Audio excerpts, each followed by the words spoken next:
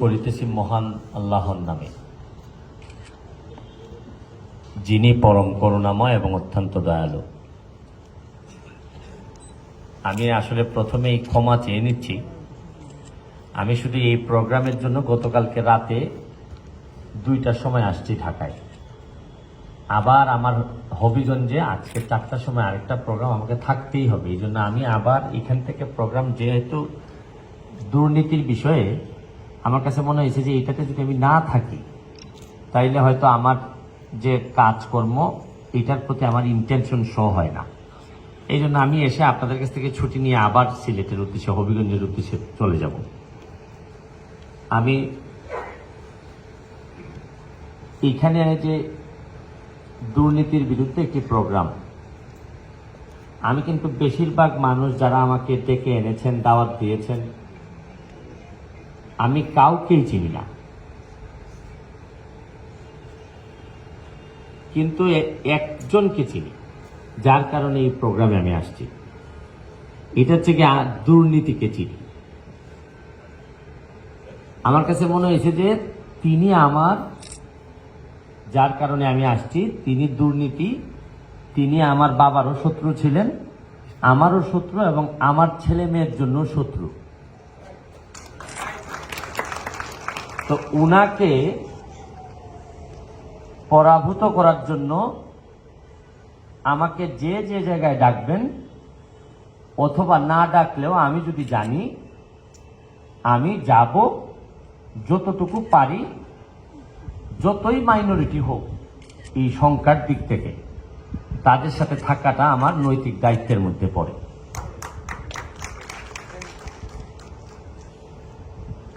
আমি আশা ছেড়েই দিছিলাম। আমার মনে হয়েছিল যে এই নির্বাচনে আমি যখন জিতে আসি এমপি হিসাবে, আমি যে সকল লোকদের বিরুদ্ধে নির্বাচনে অবতীর্ণ হই বা আমার যুদ্ধ করতে হয়েছে, এখানে একটা বড় প্রভাব ছিল দুর্নীতির।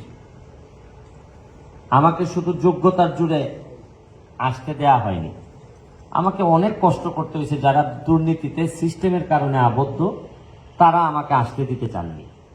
তো আমি যেহেতু ইয়াং বা আমার অন্যান্য কারণে আমি জালটা, মাকড়সার জাল যেটা উনি দেখিয়েছেন, এটা আমি ছিঁড়ে ফেলি। আমি, আপনারা জানেন যে গতকালকে, পরশুদিন আমাদের দেখছেন যে আপনারা বাজেট প্রণয়ন করা হয়েছে।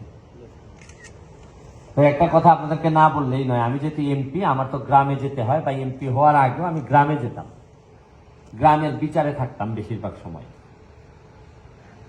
তো বিচারে ভালো মন্দ কথা বলতে পারতাম বলে অনেক আগেই আমাকে লোকজন বলতেন যে আপনার মনে হয় ব্যারিস্টার হইলে ভালো হতো।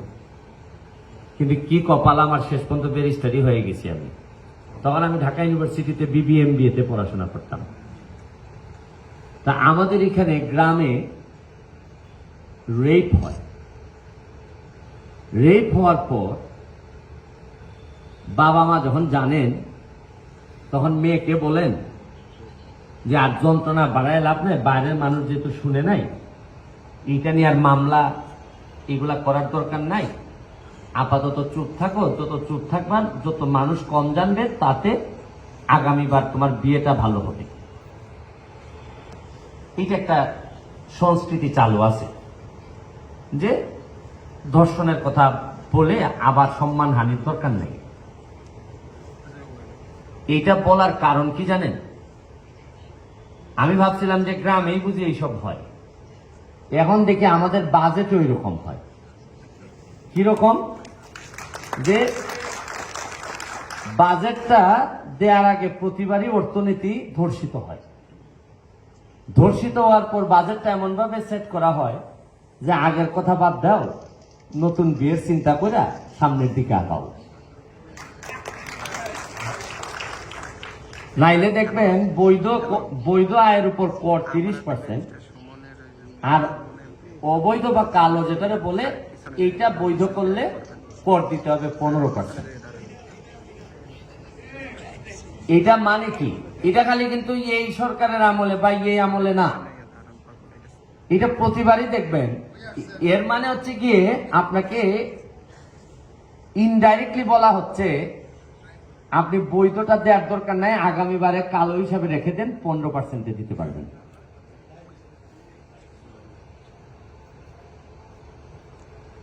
তো এখন এই রকম জায়গায় আমি যখন থাকি, আমার তো সমস্যা হচ্ছে গিয়ে যে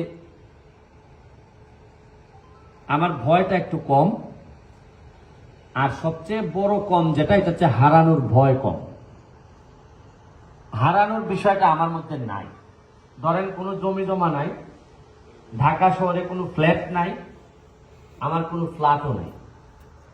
আমেরিকা, লন্ডন, আমার আত্মীয় স্বজন সবাই বিদেশে থাকেন, কিন্তু আমি কোনো সম্পদ করি নাই।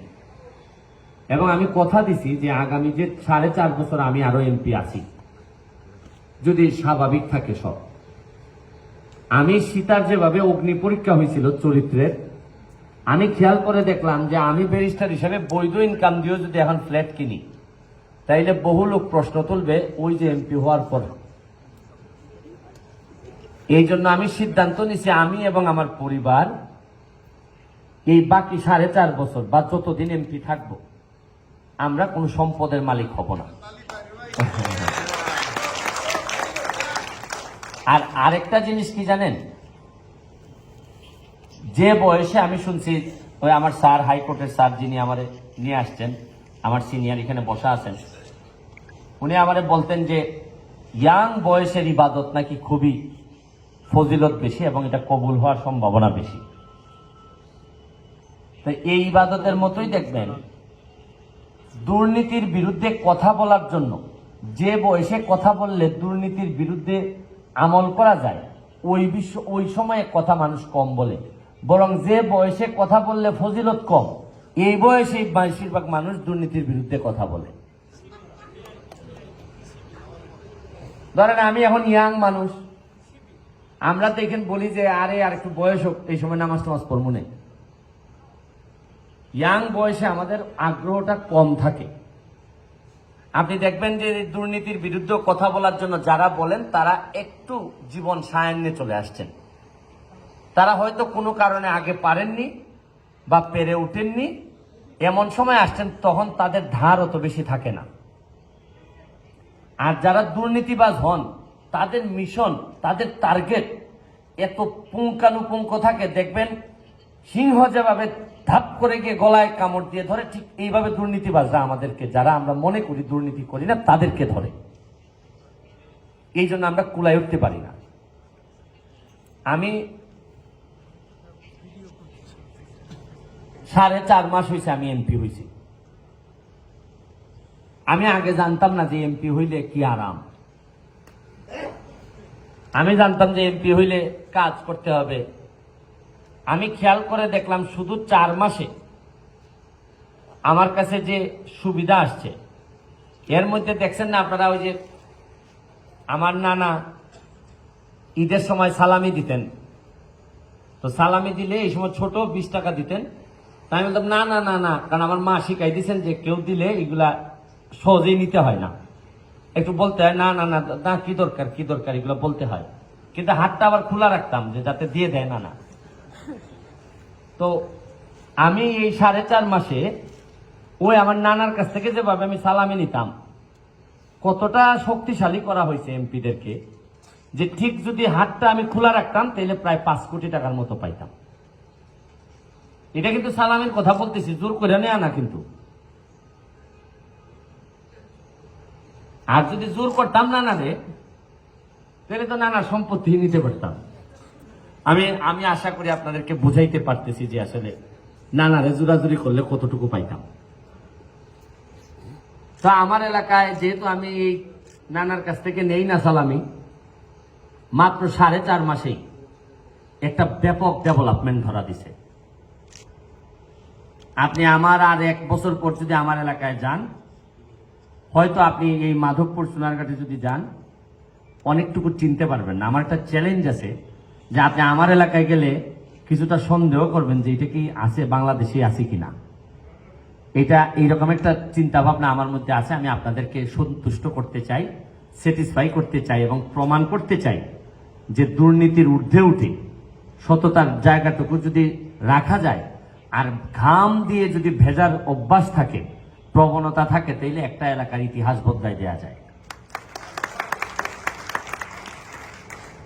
আপনি জানেন যে টাকা পাচার করে যারা, তারা কিন্তু দেখবেন টাকাটারে সুন্দরভাবে পাচার করে তার ছেলে মেয়েদের জন্য, কিন্তু শেষ পর্যন্ত কিন্তু ওই ছেলে মেয়েগুলো পাচার হয়ে যায়, কারণ বেশি দিন আর ওই বাপের থাকে না। কিন্তু আমি অনেকের বিরুদ্ধে লাইভ করছি, বড় বড় মানুষের ছেলে মেয়েদের বিরুদ্ধে দুর্নীতির অভিযোগে। পরে শুনলাম যে আপনার ওই ছেলে মেয়েও বাবাকে ছেড়ে দিছে, যেভাবে উনি আমাদের টাকা দেশ থেকে নিয়ে গেছিলেন। টাকা তো বেশিরভাগ মানুষই খেয়ে যেতে পারে না। আমি তো জানি যতটুকু যে 30% খেয়ে যেতে পারেন না, 70% উনি রেখে যান। আমি আন্তর্জাতিক অপরাধ ট্রাইব্যুনালে থাকাকালীন সময় একজন লোক আমারে বলছিলেন যে, বাবা রে, আমি যে ইনকাম করতেছি, আমি মারা গেলে এই ইনকামের জন্য যা পাপ করছিলাম সব পাপ আমার সাথে যাবে, কিন্তু সম্পদগুলা চলে যাবে সব ছেলে মেয়েদের জন্য। এরা কিন্তু আমার কোনো পাপ ওদের সাথে নিবে না। আর আমি আরেকটা জিনিস বুঝি না, আপনাদের মাধ্যমে বলতে চাই। আমার বয়স 44, আমি ফুটবল খেলি, আমার অনেকেই মনে করেন আমি ফিট, তারপরও কিন্তু আমার কোলেস্টেরলের জন্য রসুবা খাইতে হয়, ঠান্ডার জন্য মন্টিলুগা স্ট্যান্ড খাইতে হয়, ইনহেলার নিতে হয়, আবার মাঝে মধ্যে দুর্বলতার জন্য সাপ্লিমেন্ট খাইতে হয়। তো এর মানে আমি যদি কোলেস্টেরলের জন্য রসুবা ট্যাং খাই, এর মানে গরুর মাংস আর খাইতে পারতেছি না। আর ঠান্ডার জন্য যেহেতু তেলে এসিতে বেশিক্ষণ থাকতে পারি না, তাহলে আমার মতো বেশিরভাগ মানুষের এই অবস্থা হইলে তা আপনি দেখা যায় যে 40 বছরেই তো আপনার মাংস বন্ধ হয়ে যাচ্ছে। ঠান্ডা কন্ট্রোল করতে হচ্ছে আপনার অল্প বয়সী। আর যা আছে খাবার দাবার বাংলাদেশে, তাতে আপনার অনেক টাকা থাকলেও আপনি বাঁচবেন না। সুতরাং কেন যে ওনারা দুর্নীতি করেন এটা আমার জানা নেই। আমি আপনাদের কাছে দোয়া চাই, আপনাদের জন্য দোয়া করে যাচ্ছি। আমার ভালো লাগতেছে যে ছোট্ট ছোট্ট করে হইল কিছু মানুষ দাঁড়াচ্ছেন যে তারা দুর্নীতির বিরুদ্ধে কথা বলবেন একসাথে। এইটাই সম্ভব বাংলাদেশ থেকে দুর্নীতি দূর করার জন্য। আমি বিশেষ অতিথি বৃন্দ যারা আছেন, জনাব রেজা কিবরিয়া আমাদের কৃষি ইউনিভার্সিটির সাবেক ভাইস চ্যান্সেলর এবং কন্ট্রোলার যিনি আছেন এবং যিনি সভাপতি আছেন, আপনারা যারা আমার বক্তব্য শুনছেন, আপনাদের প্রতি আমার সাথে আছেন অ্যাডভোকেট লিটন আহমেদ, উনি সুপ্রিম কোর্টের আইনজীবী। এখানে আমাদের সেলিম, পটুয়াখালী সদর ইউনিয়নের চেয়ারম্যান, যারা এখানে আসছেন, আমার সামনে যারা আসছেন, তারা অত্যন্ত, আমার কাছে মনে হয়েছে যে এরকম একটা প্রোগ্রামে অ্যাটেন্ড করার জন্য কিছুটা নৈতিক জোর লাগে। আমার সামনে যারা আসছেন, আমার বিশ্বাস যে আপনাদের অনেকের চেয়ে আপনাদের নৈতিক জোর অনেক বেশি। আর আরেকটা কথা আমি অকপটে স্বীকার করতে চাই আমার বক্তব্য শেষ করার আগে, আমি কিন্তু অত যোগ্যতা সম্পন্ন না যে এইরকম একটা প্রোগ্রামে প্রধান অতিথি হওয়ার মতো। এমনভাবে আমার প্রধান অতিথি বানিয়েছেন যে আমি না করতে পারি নাই যে আসলে আমি হব না, তাহলে হয়তো ওনারা ভাবতে পারেন যে আমি যাব না এই কারণে মনে হয় হব না বলছি। আমার কাছে মনে হয়েছে যে আমার চেয়ে এখানে অনেক গুণ মান সবকিছুতে আমার চেয়ে ভালো অবস্থানে আছেন, তারা এখানে আসছেন। আমাকে ক্ষমা সুন্দর দৃষ্টিতে দেখবেন। আমরা সবাই মিলে একটা সোনার বাংলা, বঙ্গবন্ধুর সোনার বাংলা